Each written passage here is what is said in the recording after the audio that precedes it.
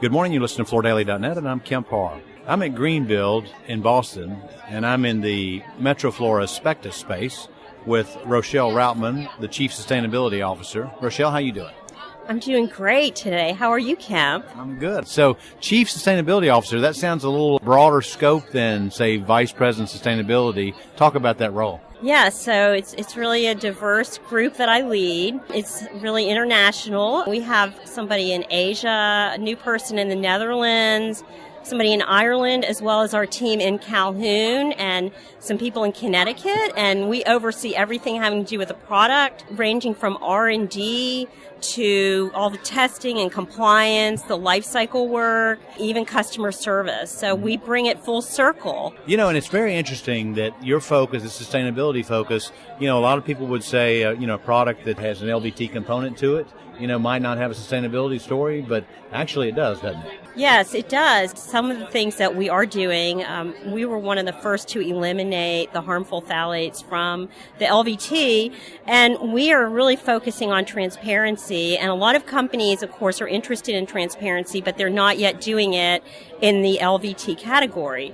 And we are leading in that manner, and we're not just doing transparency in terms of product ingredients, but also at the Chinese factories where the product is being manufactured. Okay. So I want to get into what you're doing here at the space, but a couple of things I want to point out. Not only are you Chief Sustainability Officer with Metroflor, but you also are a past winner of the Women of Sustainability Award, I guess about 2 years ago, right? Yes, so I was in the inaugural class of 2014, and so now we've been doing this for 4 years, and we had an incredible event last night.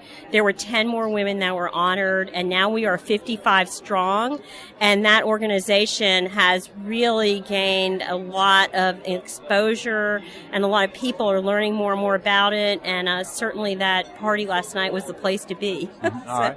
And you're also in charge of sustainability with the trade association that was created to cover multi-layered flooring, which in this country is called the MFA, right? Yeah, so the Multi-Layer Flooring Association, is comprised of almost all the companies that have this type of product, a multi-layer product, and recently a sustainability committee was created, and I was appointed to lead that committee. So that's been really positive, and we're going to be doing some work around the supply chain and understanding how we can get ingredients that are made not just without harmful substances, but also in terms of the suppliers of the vinyl monomer itself, avoiding processes that rely upon mercury as well as asbestos.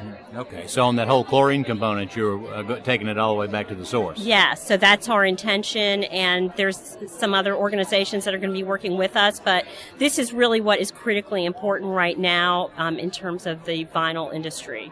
Okay.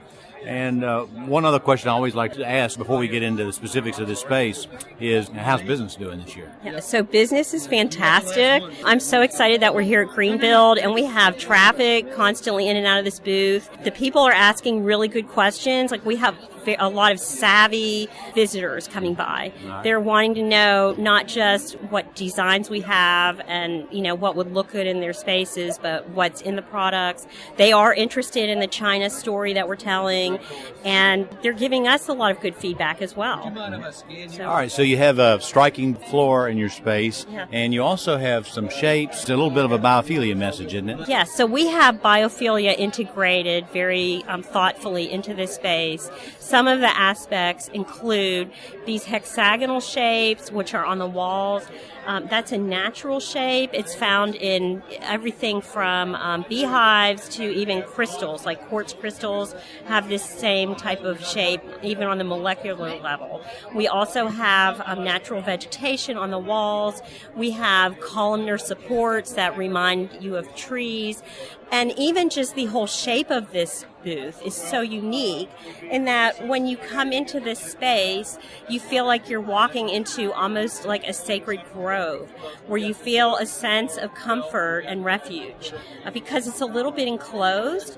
And so we're able to have all sorts of great discussions here with the visitors and they're coming by and just sitting down and relaxing. So yeah, there's a good feel to this space because of biophilia. Mm-hmm. So this Greenbuild show, I know you've come for many years. You've been focused on sustainability with this company and others. Talk about what some of the buzz is at Greenbuild this year, if you would. So I would say the buzz around Greenbuild is really focusing on not just LEED, which traditionally it has been around LEED, but there's all sorts of these other green building certifications now, like the Well Building Standard and Fitwell, and of course the Living Building Challenge. So the conversation about green building standards has really evolved. It's broadened. People are very focused on health and the impacts to the occupants, even not just physical health, but also mental health, and what types of impacts there are in terms of creativity and productivity.